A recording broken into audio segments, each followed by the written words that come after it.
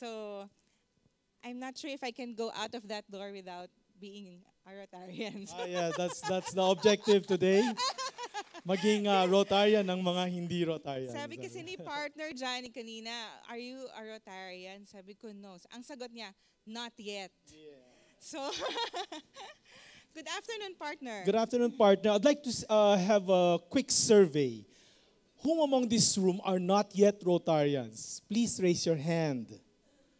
Oh, okay. We see a few hands. Nasaan yung Okay. membership committee daw? Okay, okay. All right, thank you. Please put your hand down. Don't worry, we would not force you. But if you get inspired, why not?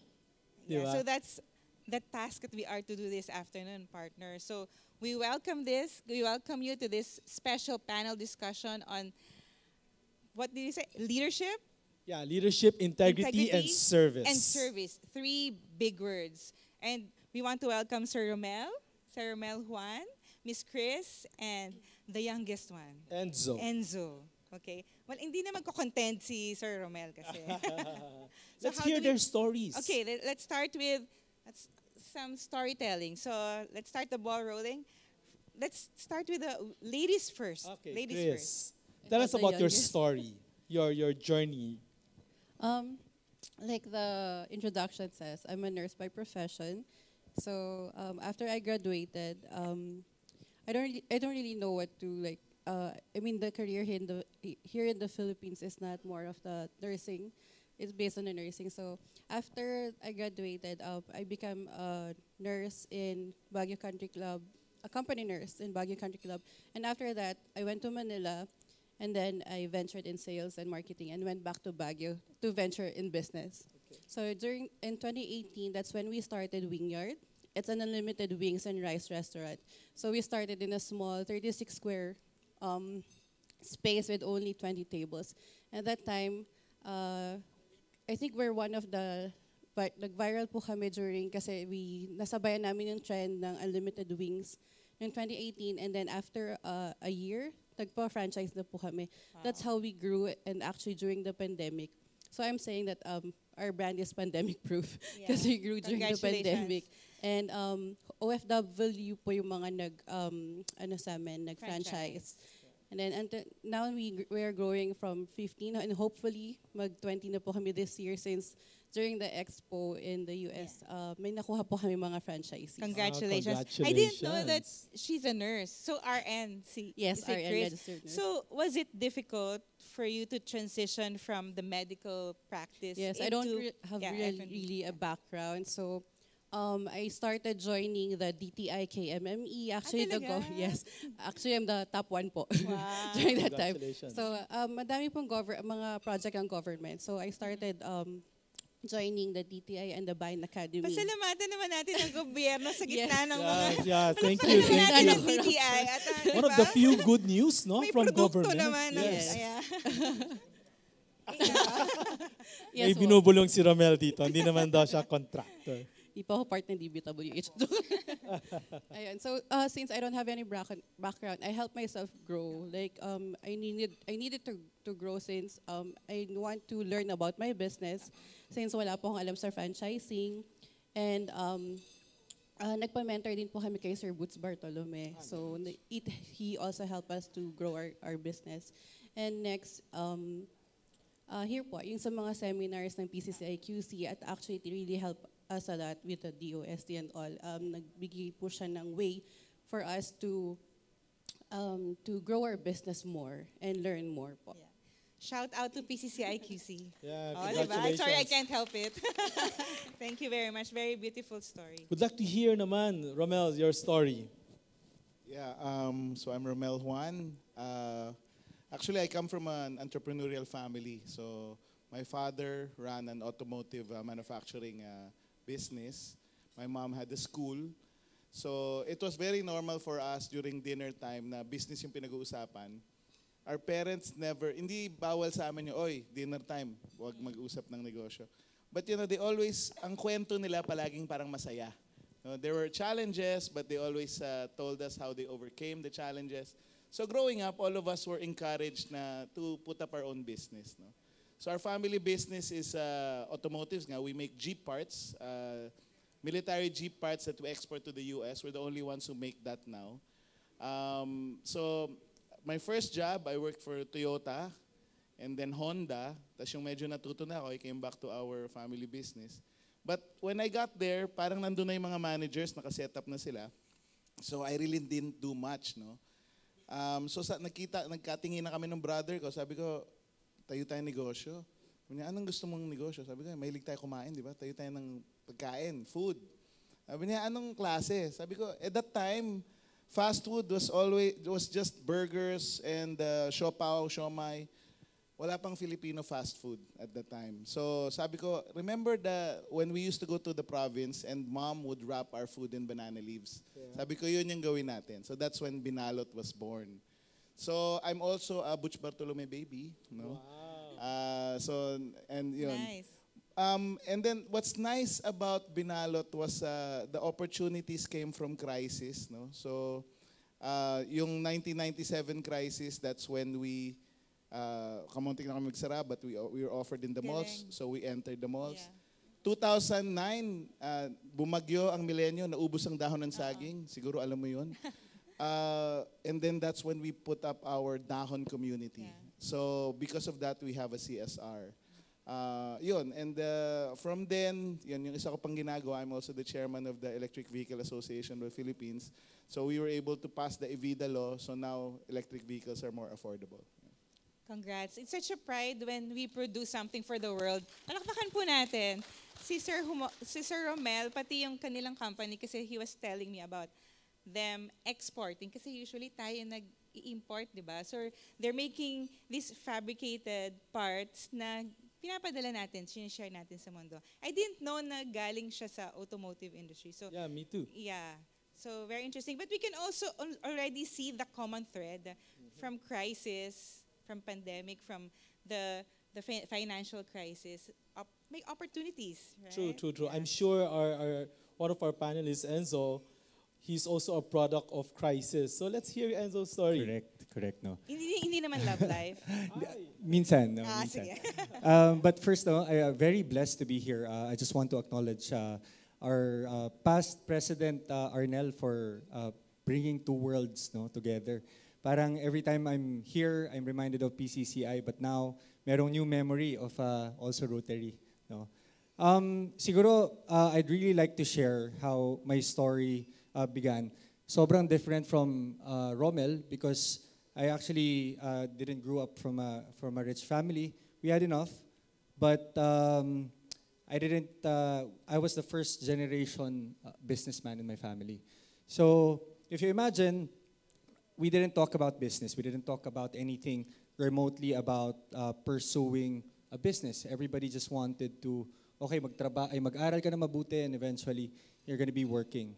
So when I graduated in college, I started, diretso na kagad ako sa workforce. No? So I remember in my first job, I worked also for Toyota, pero I was in the Kaizen department, process improvement. Oh.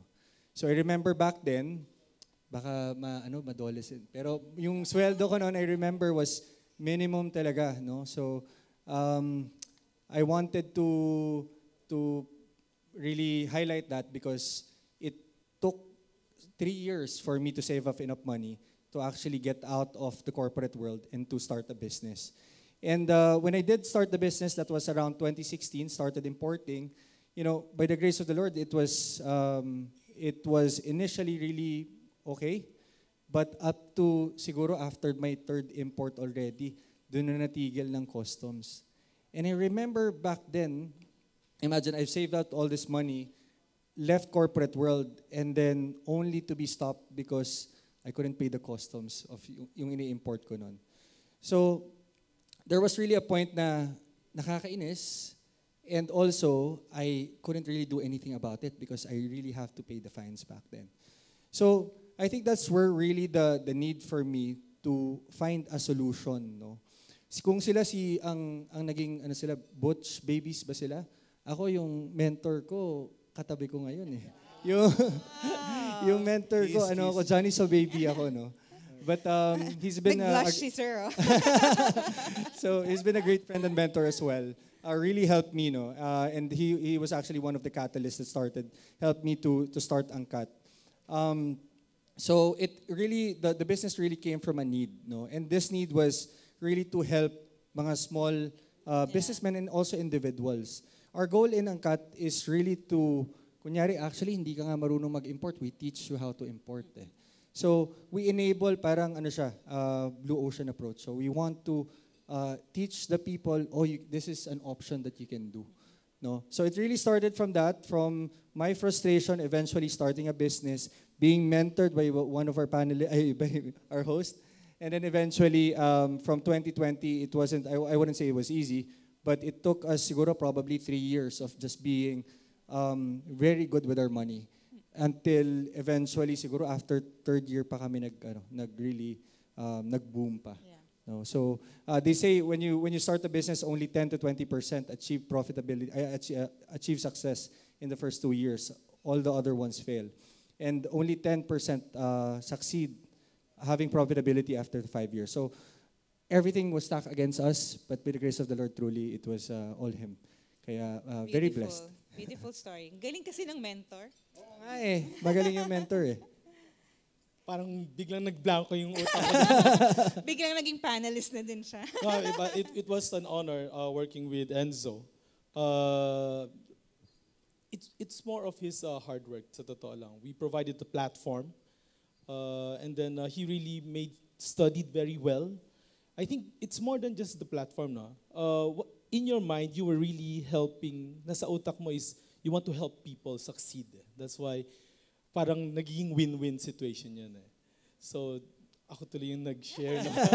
Truly, I think it starts from the heart, I But guess. congratulations really for each one of them. Let's give them a It was a hand. surprise na Galing no, magkasama ng kami mga rito. stories nila. So we'll just delve into each of their stories. No? You have a question, partner? No, actually, I have a takeaway. No, Sige. one of the most difficult thing, kasi when I was looking at the profile of our panelists, sabi ko, to make a successful business, yung sa'yo lang, stand alone, one shop, it's hard enough. But our panelists, yeah. they have branches. You guys have branches all over the Philippines. Parang how was it? How did you how were you able to jump from one to multiple? Yeah. And what were the challenges? It was very engaging also kanina when I was listening to Stanley talk. No, he was saying you have to have purpose and you have to have integrity, ganyan, and you have to. Well, for us, many things. Talagang sincerity in producing a good product, I think, because then yun nga, nagkaroon kami ng CSR, sabi, okay, lahat tayo dapat mag-CSR. Sabi ko, hindi, kailangan, you have to do well first before you can do good, no? So, I guess we grew because the brand became strong and people believed in the brand. And that's when we started franchising. And yun nga, since Butch Bartolome baby ako, sabi niya, franchising is being in business for yourself but not by yourself. So that's what we tell our franchisees, When you franchise Binalot, you won't go through the learning curve anymore. Tuturuan ka na namin doon. Lahat ng palpak namin, hindi mo nadadaanan. No? And then you use our network, you use our systems, ganyan. And kami, very sincere. We just want our franchisees to succeed. Very, very sincere. Kumbaga, gusto lang namin. They're our main customers actually, the franchisees. Parang secondary customer lang yung customer nila. So we need them to be happy. Because if they're happy, their stores are nice, they operate properly, and their customers will be happy, and the brand becomes stronger. So again, yun, siguro, you just have to be sincere in wanting to come up with the best product for your customers.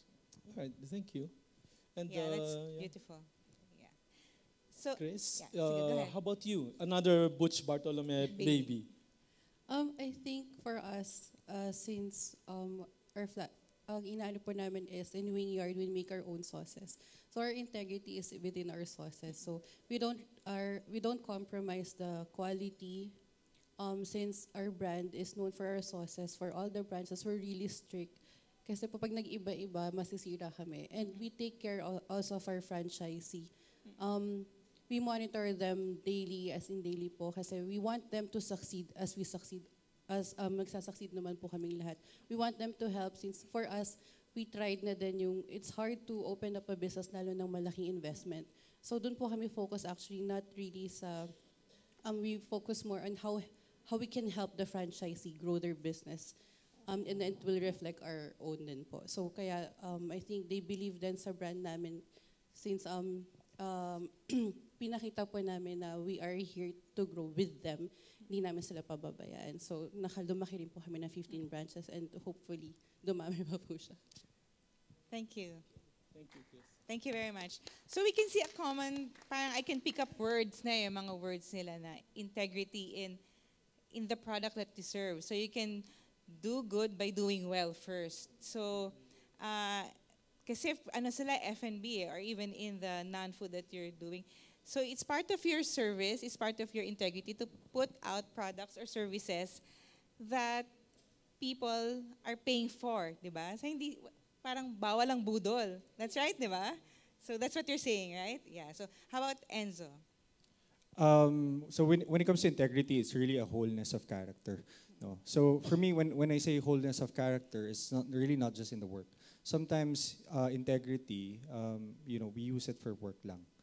But what happens in the home?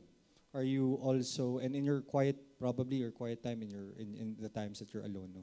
Because all of this usually it trickles down into your work, and most of the time these things cannot be faked. So it's really a lot of also inner work. In business and in leadership, we talk about EQ and IQ. But now there's a new trend talking about yung humility quotient mo, no? So this also allows you to also lead and also empower the people around you. And also understand that in ourselves, we do also need mentoring and learning, no? Yeah. So, yeah. That's beautiful. I want to pick up on that. Sorry, ang dami kong tanong. Ang dami ko kasing nilista. It's you. Yeah. Kasi we always hear the phrase, self-made man. I won't say if I believe in that or not, but I actually know already what they will say. But I just want for us to unwrap that. Do you believe in that phrase, self-made man? By the stories that you're telling, parang there's something else to that. Enzo? Yeah, so I truly believe it takes a whole village for someone to be a leader. Would you agree? There's not, parang wala talagang self-made person. True. I remember when the first time I went to Rotary, I was the youngest in my club. I was the youngest elected president. So if you imagine, no? So I also want to encourage, sino ba yung mga young dito? Taas kamay. Ayun, si PPR na nagtaas ng kamay. No? I remember when I first went to Rotary, I was one of the youngest there. What I really love about Rotary is it's really a community and like a family. No? When I was lacking so much in leadership and lacking so much in competency, a lot of my members actually picked up. And they were the one who actually really poured on to me. No? So, ang ganda ng Rotary because I'm also a product of giving. Not just in terms of the leadership that I've learned, but also to a lot of people really around me. No? To the beneficiaries and also to the members itself. The gift of really just the giving is truly just, parang when you receive so much, you're just wanting to give so much more. So that's why yung mga hindi pa nagsasabi ng Rotary dyan, yeah. No, you're gonna learn so much about leadership and also speaking as well, Yeah, that's beautiful. Yeah, see, from Chris's kwento kanina, kasi di ba, she also has mentors. Yes. Can you expound on that? Even, I also want Chris to talk about yung recent trip niya kasi sa LA. International na kasi sila. So, how did it come about and who were the people who helped you?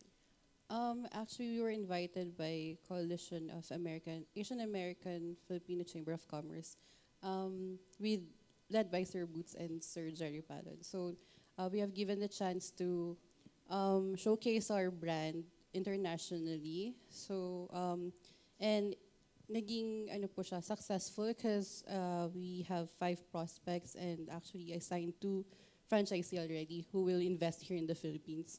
So I guess in Filipino brand na I thought na I can just only showcase here in the Philippines is naging it made us na parang naging proud na we can bring pala our sauces in the international stage.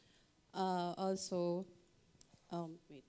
Yeah, what do you think is the value of joining associations like Rotary and PCCI and American Filipino Foundation? The networking and also of course the mentoring because The mentoring. iba-iba naman po yung market Yeah. natin. So we also became a member of the Chamber of Commerce of Greater Los Angeles. So recently lang they invited us and I hopefully din po ma-mentor din nila kami regarding sa market in the US. Because I didn't really know how to franchise in the US. It's a different policy compared here in the Yeah. Philippines. So because of the networking, like here the PCCI and the Rotary and the COFAC, it paved us way to showcase our business Yeah. to everyone. In short, we need each other. Yes. That's the point. We need each other. I have a different question for Sir Romel eh. Kasi, Pero ang galing I don't even know how to franchise in the US. So, turuan mo ako Diba? congratulations. Learning does not stop. Diba? Lagi tayong we have to open our minds for learning opportunities. Yes. Since si Sir Romel has more experience. I didn't say age, I said experience. So what do you think is the value of, as I think from a mentor's perspective, from you growing up, kasi parang I would imagine him sitting in the dining table, parang it's part of mentoring from your parents, diba? So now, how do you pass on leadership? Leadership, mentoring among your team. Funny you mentioned that. No? Kanina nga the question was yung self-made man. Yun. Again, of course, I don't believe in that. Kasi yun nga, no? It takes mentors, it takes a village, it takes consultants, it takes your friends, it takes your family to help you succeed. No?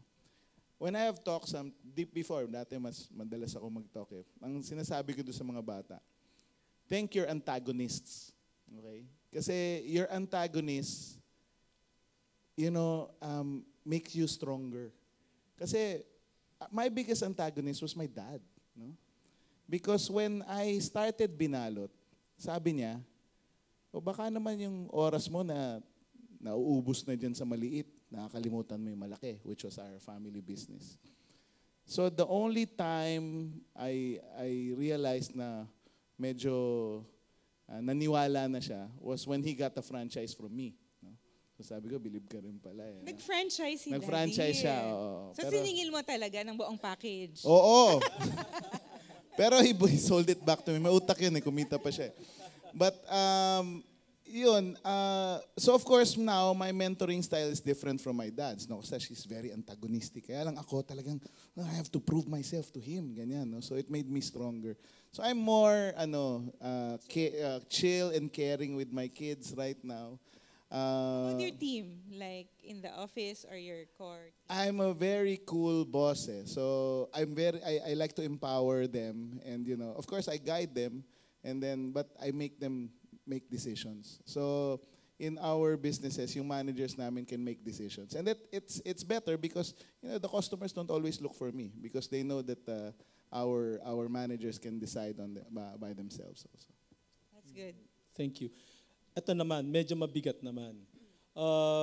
Dear panelists, and I think many of the businessmen here agrees with me that sa Pilipinas, yung environment natin dito for business is not so rosy as we like it to be, di ba? Parang growing up, narinig ko yung mga cases or usapan na ang hirap talaga. It's a dog-eat-dog world.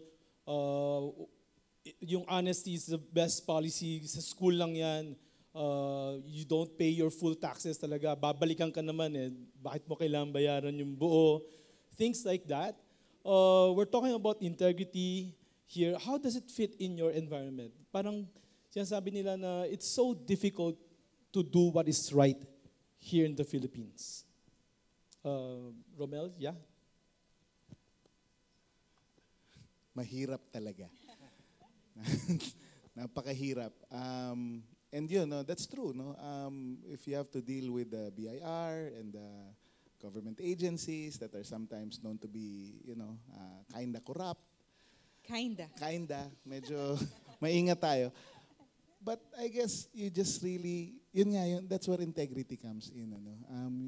It has to be, you have to be strong. No? So kami, dinaanan na namin yan. No?